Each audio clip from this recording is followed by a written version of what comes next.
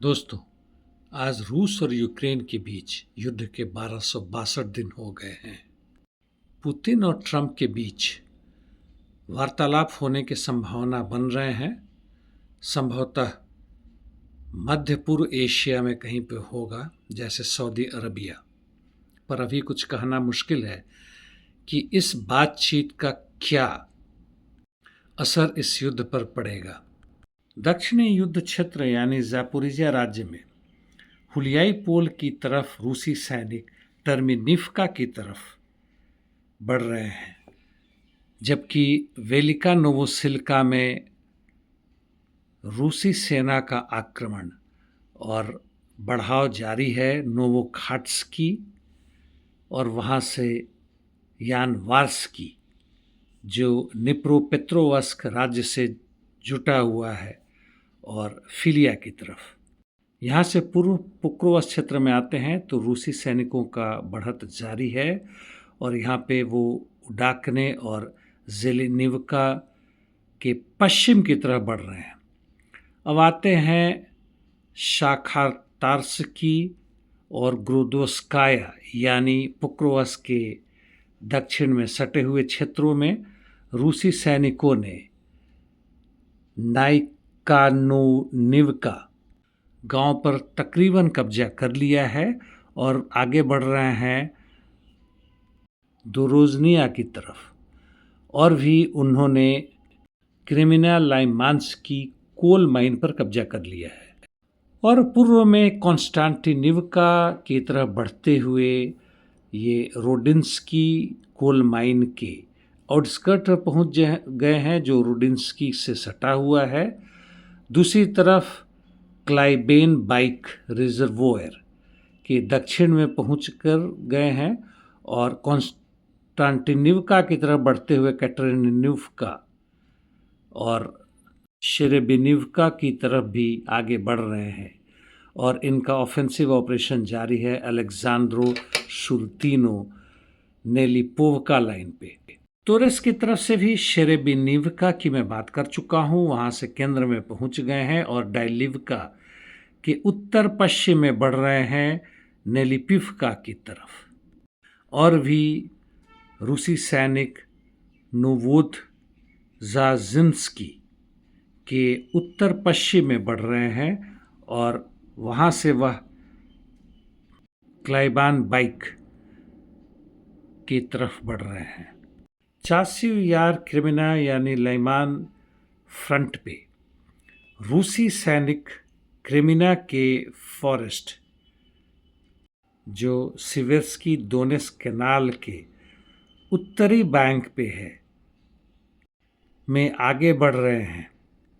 Kharkov के north east में आते हैं यानी कुपियांस्क में, तो खबर यह आ रही कि कुपियांस्क का सेमी इनसर्किलमेंट हो चुका है, खासकर उत्तर से, जहां मॉस्कोवका पर कब्जा करने के बाद से वो सोबोलिवका की तरफ बढ़ रहे हैं और अंदर में भी प्रवेश कर चुके हैं।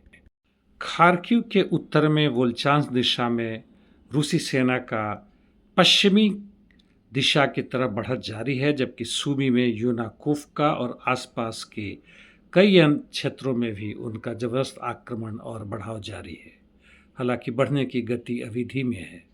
इंटरडिक्शन मिशन दोनों की तरफ से बहुत ज़बरदस्त जारी है। इस बीच में ISW यानी एक अमेरिकी NGO ने कहा है कि रूसी ड्रोन में जो इनोवेशंस हो रहे हैं, उसमें नए नए तकनीक आ रहे हैं, उसके कारण ये लोग बैटलफील्ड एयर इंटरडिक्शन BAI यानी वही जिसकी मैं चर्चा करता रहा हूँ इंटरडिक्शन मिशंस के नाम से, उन्हें एडवांटेज मिल रहा है यूक्रेन के ऊपर, क्योंकि यूक्रेन के UAVs एयर डिफेंस ज़्यादा आगे नहीं बढ़ पाए हैं। और आज के समय में जबकि फिक्स्ड विंग एयरक्राफ्ट फाइटर ज़्यादा एक दूसरे के क्षेत्र में नहीं जा सकते हैं इलेक्ट्रॉनिक वॉरफेयर और दुश्मनों के एयर डिफेंस के कारण, वहाँ पे यह काम अब बड़ी बखूबी ड्रोन्स या UAVs कर रहे हैं। इजराइल पैलेस्टीन वॉर में खबर आई है कि नेतन्याहू का कहना है कि वह गाज़ा पट्टी पर कब्जा करके वहाँ अरब फोर्सेस को सौंप देंगे। हालांकि झूठ बोल रहे हैं, क्योंकि इस बीच में खबर यह भी आ रही है कि अमेरिका और इजराइल सोमालिया के ब्रेकअवे ग्रुप सोमालीलैंड और पुंटलैंड से बातचीत कर रहे हैं। अन्य देशों के साथ भी, जैसे इजिप्ट और जॉर्डन, की भारी संख्या में पैलेस्टीनियंस को गाज़ा से हटाकर वहां लिया जाए और गाज़ा पर इजराइल का पूरा कब्जा हो जाए। इस बीच में गाज़ा में जनसंहार जारी है, खासकर जीएचएफ यानी गाज़ा ह्यूमैनिटेरियन फंड, जो इजराइल और अमेरिका चला रहे हैं और लोगों को, भूखे लोगों को बुलाकर उन्हें ख़त्म कर रहे हैं। भूखमरी से मरने वालों की संख्या में, तादाद में बढ़ती हो रहा है और यह यूएनओ ह्यूमन राइट्स कमीशन कह रहा है। डेमोक्रेटिक रिपब्लिक ऑफ कोलंबिया में टेररिस्ट ऑर्गेनाइजेशन आतंकवादी M23, जो रवांडा के मदद से चल रहा है, ने 319 लोगों की हत्या कर दी, सिविलियंस की, जुलाई महीने में, यूएन ह्यूमन राइट कमीशन का कहना है।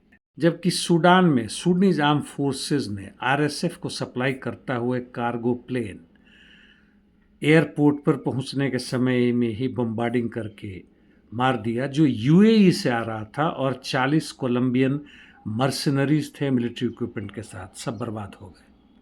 सीरिया में सोवेदा गवर्नरेट के सुप्रीम लीगल कमेटी ने घोषणा की है कि अब दमस्कस से उन्हें कोई लेना देना नहीं है, यानी एक स्वतंत्र देश की घोषणा कर दी। यानी सीरिया का भी विखंडन वैसे ही शुरू हो चुका है, जो पहले कभी युगोस्लाविया, सूडान, अन्य देशों में, साम्राज्यवादी देशों ने कर दी। यहाँ पे साम्राज्यवादी देशों के साथ जियोनिस्ट रिजीम भी है। आज के लिए इतना ही दोस्तों, कल फिर मिलते हैं। धन्यवाद।